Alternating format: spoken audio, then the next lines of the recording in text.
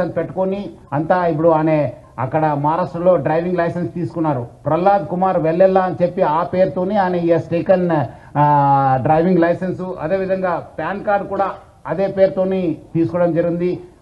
Prahlad Kumar Vellella son of Narasimha Vellella అని చెప్పి కూడా అనే ఈ ఒక లైసెన్సెస్ పాన్ కార్డ్స్ కూడా తీసుకోవడం జరిగింది. ఇక్కడ కూడా మన దగ్గర కూడా సేమ్ మన ఆంధ్రప్రదేశ్ ట్రాన్స్పోర్ట్ డిపార్ట్మెంట్ కూడా లైసెన్స్ తీసుకోవడం జరిగింది. సో ఇట్లానే ఫస్ట్ నుంచే ఆ ఒక్క క్రిమినల్ మెంట్ ఆఫ్ మైండ్ ఉండడంతో ఈ అంతా లోతుగా టెక్నాలజీ యూజ్ చేసుకుంటూ ఈ పైరసీలో లో ఇన్వాల్వ్ కావడం జరిగింది. ఎప్పుడు పోలీస్ అనే వెంబడబడినారు, ఎప్పుడు ఫిలిం ఇండస్ట్రీ అప్రమత్త అయింది. ఆయన ఉన్న మన ఇండియన్ సిటిజన్షిప్ కూడా మనము ఆయన గివప్ చేసి ఆయన ఇప్పుడు ఈ Saint Kitts and navies country ఒక సిటిజన్షిప్ కూడా తీసుకున్నారని. Saint Kitts and navies country Caribbean islands లో ఉన్న ఈ ఒక్క కంట్రీని ఆయన తీసుకున్నారు.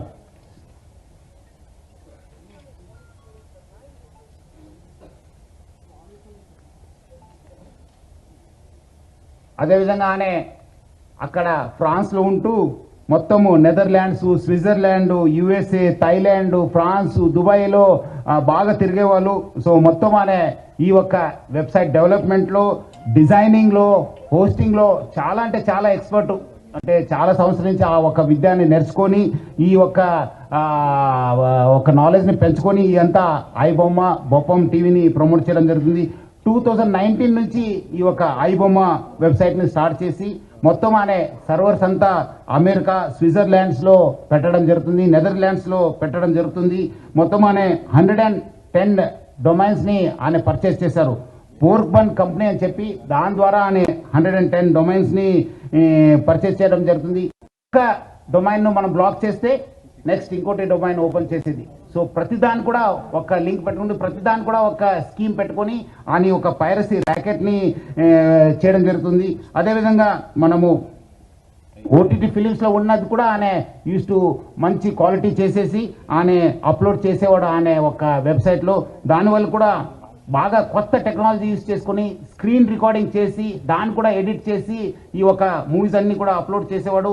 అదేవిధంగా కొత్త మూవీస్ కూడా సీక్రెట్ కెమెరాస్ పెట్టి టెక్నాలజీ యూజ్ చేసి కొంచెం హై ఎండ్ టెక్నాలజీ యూజ్ చేసి కూడా ఆయన రిలీజ్ చేసేవాళ్ళు. ఇదంతా కూడా ఆయన ఒక టెలిగ్రామ్ ఛానల్ని యూజ్ చేసుకొని ఈ ఒక పైరసీ ర్యాకెట్ని ఆయన రన్ చేయడం జరిగింది.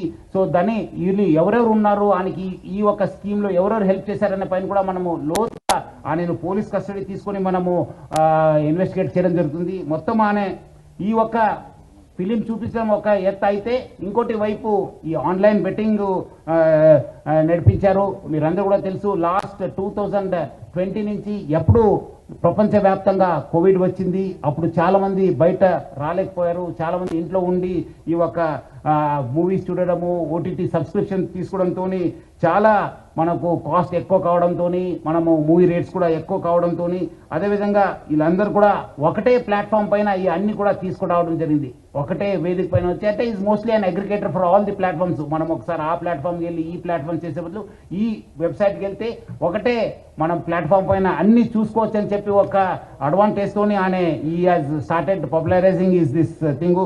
మొత్తం ఈ వాట్సాప్ ఫార్వర్డ్స్, సోషల్ మీడియాలో ఈ ఐబొమ్మ అనే ఒక వెబ్సైట్ని ఆయన బాగా ప్రమోట్ చేయడం జరిగింది. ఇప్పుడు మీరు ఒకసారి ఆయన వెబ్సైట్ని విజిట్ చేసిన తర్వాత ఇమీడియట్లీ ఒక రీడైరెక్ట్ ఒక యాప్ వచ్చింది, ఒక నోటిఫికేషన్ వచ్చింది. That goes to the gaming and betting apps. అక్కడ ఇమీడియట్లీ పబ్లిక్ని అందరూ కూడా ఆకర్షించడానికి ఆయన use to promote this betting apps. అదేవిధంగా దానివల్ల కూడా చాలా డబ్బులు సంపాదించారని చెప్పి తెలుస్తుంది. సో దానికి ఎవరెవరు ఎంత డబ్బులు సంపాదించారు, ఎక్కడెక్కడ డబ్బులు అనే ఇది చేశారనే పైన కూడా యూజ్ చేశారనే పైన కూడా మనము లోతుగా ఇన్వెస్టిగేట్ చేయడం జరుగుతుంది. ఇది ఒకటి ఫిలిం చూపించడము ఒక ఎత్తు అయితే ఈ dark side is using it for criminal side. ఇవన్నీ కూడా ఆయన ఉన్న డాటాను అందరూ కూడా ఆయన వాడుకోవడం అనేది చాలా అంటే పబ్లిక్ చాలా